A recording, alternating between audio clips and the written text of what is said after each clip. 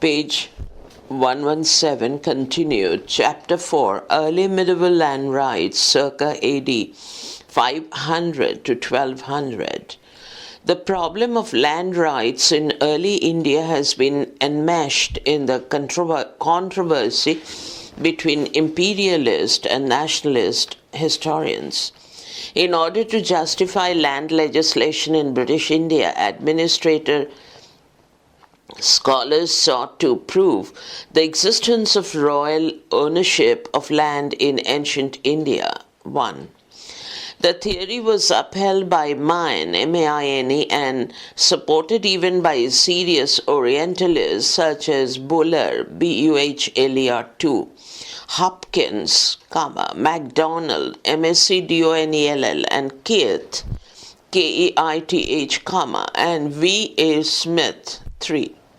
In 1904, V.A. Smith stated in his popular textbook that, quote, the native law of India has always recognized agricultural land as being crown property. 4. Completely one-sided, such an approach aroused a similar reaction on the part of nationalist historians such as P. N. Banerjee, 5, and K. P. Jaiswal. The latter tried to refute this theory and prove the individual ownership of land, 6, apparently to withstand the onslaughts of the British on the right of the big landholders in the late 19th and early 20th centuries. The nationalist theory of Jaiswal was, however, countered by Ghoshal, but he did not proceed beyond the interpretation of certain passages quoted by the former in support of his theory. 7. The subject has been treated recently by some other scholars. 8. Mainly on the theoretical plane.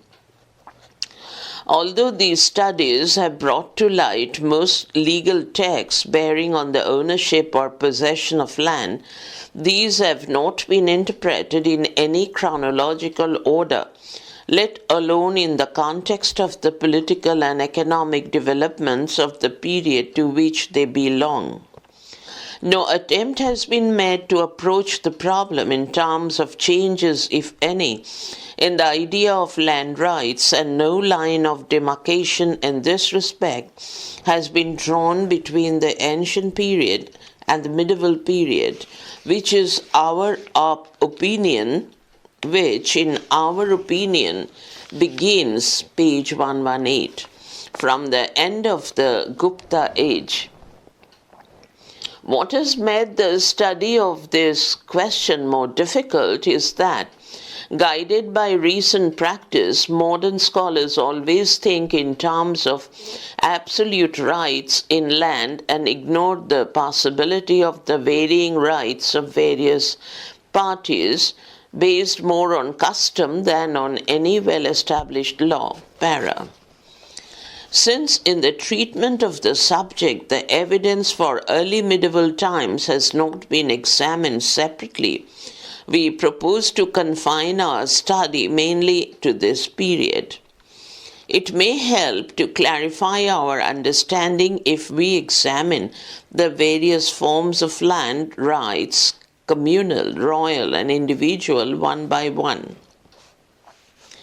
From Vedic down to Gupta times, the ancient Indian texts show consciousness of communal rights in land. According to a later Vedic text, the Aitareya Brahmana, the earth protested against the action of Vishwakarman Bhavana, who donated land to the priests as sacrificial fee. 9. It seems that in Vedic times, no land could be donated without the consent of the clan. 10. And except the case of Vishwakarman Bhavana, no clear instance of the gift of land, even with the consent of the clan, is known in Vedic times. Gautama, a lawgiver of post-Vedic times, lays down that what is considered as livelihood, yogakshema, cannot be divided. 11. This obviously includes land which, according to this rule, cannot be divided among the members of the family. In the same passage of Gautama, the term is taken to mean property destined for pious uses and sacrifices, but this seems to be a later interpretation. 12. Para. In post-Vedic times, alongside clan rights in land, there developed the rights of those who did not belong to the clan. With the formation of villages peopled by members of various clans and crafts, the village community came to acquire some rights in land. The individual appropriation of land was subject to some effective communal control. Probably the old communal anti-alienizing feeling regarding the disposal of land persisted in the villages in pre-Maurya times. 13 para. The idea of communal rights in land is fully confirmed by an important Sanskrit text on logic, the Mimamsa Sutra of Jaimini, assignable to the 3rd century BC. It states that in the Vishwajit sacrifice, in which the sacrificer has to donate all his belongings, even an emperor cannot give away the whole land of which he may be the ruler, page 119, for the earth is common to all. 14. This has been taken by scholars to establish the right of the individual in land. 15. But the statement is obviously intended to convey the contrast between the private rights of one and the public rights of many. Sabara Swamin, who commented on this passage in the 4th century AD, argues that others have as much right over the earth as the king. 16, which implies the theory of joint rights in land. Para. So far as the Brahmana clans are concerned, several medieval texts repeatedly stress that, amongst other things, land and water belonging to persons having a common ancestor, Sagotras, are indivisible up to the 1000th generation. 17. This obviously refers to the state of affairs before Gupta times, for no pre-Gupta law book provides for the partition of land in connection with the laws of inheritance. But once the law of partition of land had been clearly written into Gupta and post-Gupta Dharmashastras, the old provision regarding the impartibility of land sounded incongruous. The commentators got round this anomaly simply by ignoring the obvious and literal meaning of the passage. The Mitakshara 18 and Madana Parijata 19 argued that the provisions regarding the indivisible land, Kshetra, of the Brahmana clan applied only to the Kshatriya and other sons born of the Brahmanas, which implies that the Brahmana sons could divide the landed property among themselves. This clearly illustrates how the provision regarding clan rights in land was cleverly twisted in favor of individual rights, although these were denied to the Kshatriya and other non-Brahmin sons of the Brahmana on grounds of caste. Devana Bhatta, a lawgiver of about the 13th century, seems to accept the interpretation of the Mitakshara and, commenting on the crucial passage boldly, I think printing mistake, it should be boldly, states that land can be divided, but he adds that this can only be done with the consent of all the kinsmen. Akhila Daya Danumatya 20. Thus, what is merely implied by the Mitakshara is declared in unequivocal terms by the Smriti Chandrika of Devana Devanna Bhatta. Hence, the legal text of the 11th-13th centuries clearly provide for the breakup of landed property owned by the Brahmana families. And what applied to Brahmana families may also have been true of other families. Page 120. Para. The laws regarding settlement of boundary disputes and sale of land give the community a strong voice in land transactions. In settling boundary disputes, the law books enjoins mediation by kinsmen, gyati, and neighbors, samantas, but also admit the evidence of cultivators, artisans, and even hunters. Land for sale can be transferred only with the consent of the village, gyati, and dayadas. 21. Further, in the sale of land near kinsmen, neighbors, and creditors, dhanika, have to be considered in order of preference. 22. Then the kinsmen in general, sakulyas, and if none of all these is available, men of other castes can be thought of. 23. Para. It is laid down by Brihaspati that when the king makes the gift of a field, bracket, it is not clear whether a secular or religious gift, bracket closed, he should inform the knowers of 4 Vedas, merchants, headmen, all villagers, elders, owners, and royal officers. 24. An instruction which is usually followed in the land charters and indicates some interest in the inhabitants of the village in land. In the Gupta period, in a land transaction for religious purposes, the consent of the village assembly had to be obtained. Similarly, in the 9th century, a town near Gwalior granted to a temple some land which is held in common. Such examples of the exercise of communal rights are few, but certainly the form was maintained even by powerful kings who addressed the grants not only to their officers and vassals, but also to humbler folk including Chandalas, Medas, and Andhras. Some grants from Bengal and Orissa sought the consent of all. Others merely informed all categories of the village population of the transfer. This was evidently a survival of the communal rights of earlier days when land was owned jointly by the members of a tribe. But even when the tribe had disintegrated into castes and different tribes had coalesced to form one village, the old form was retained. Para.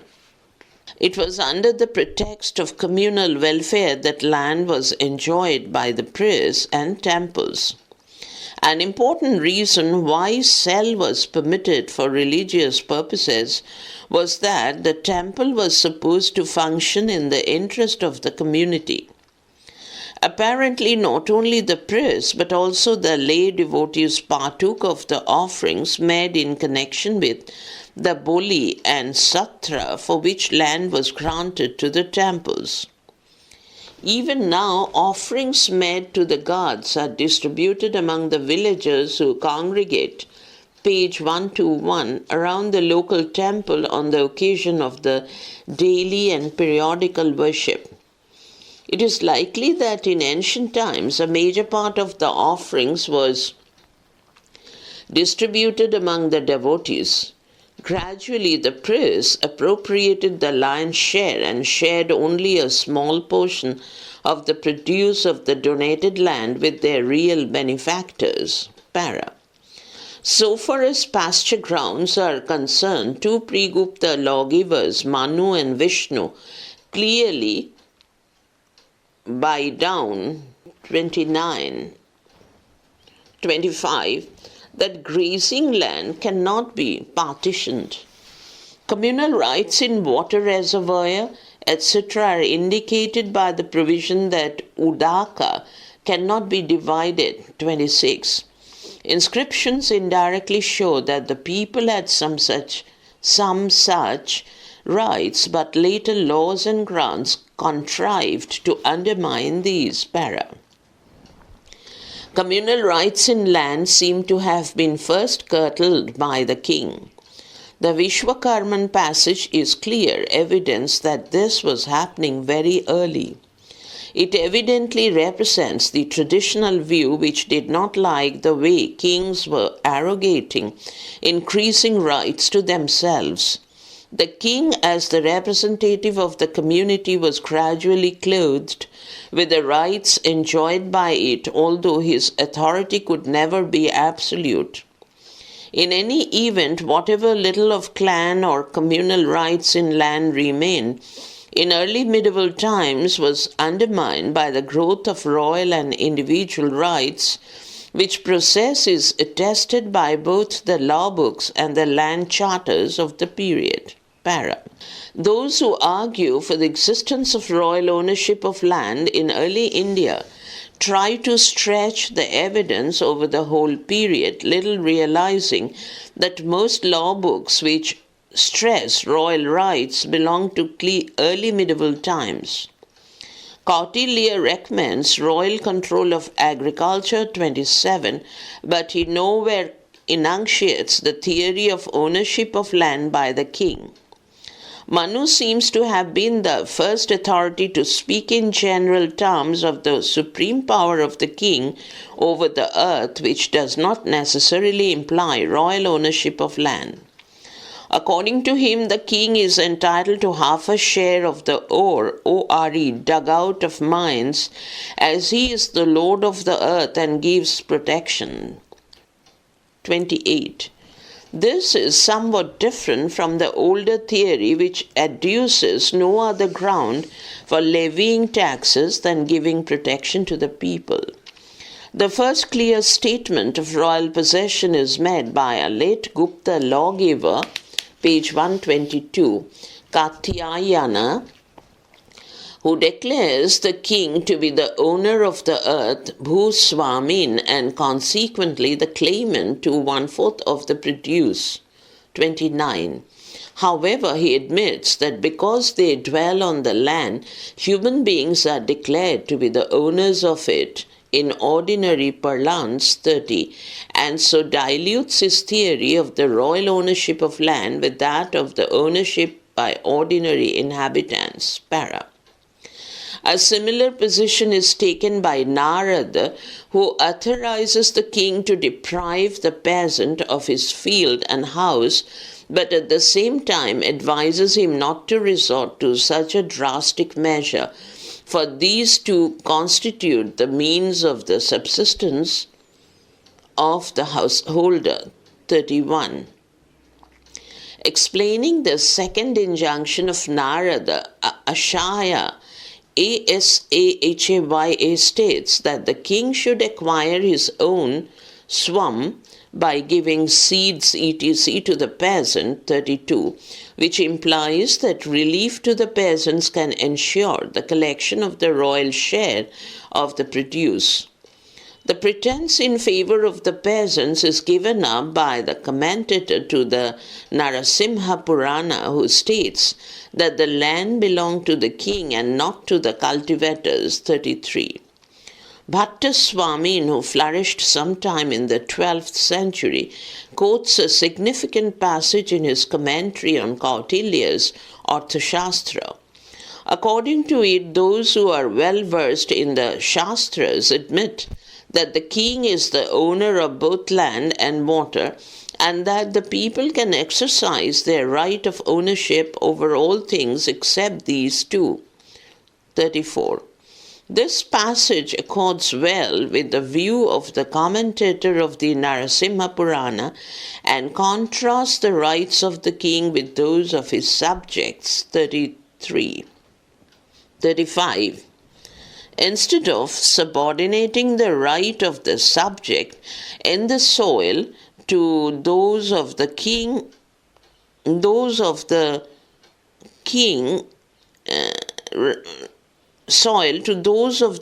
it completely does away with them.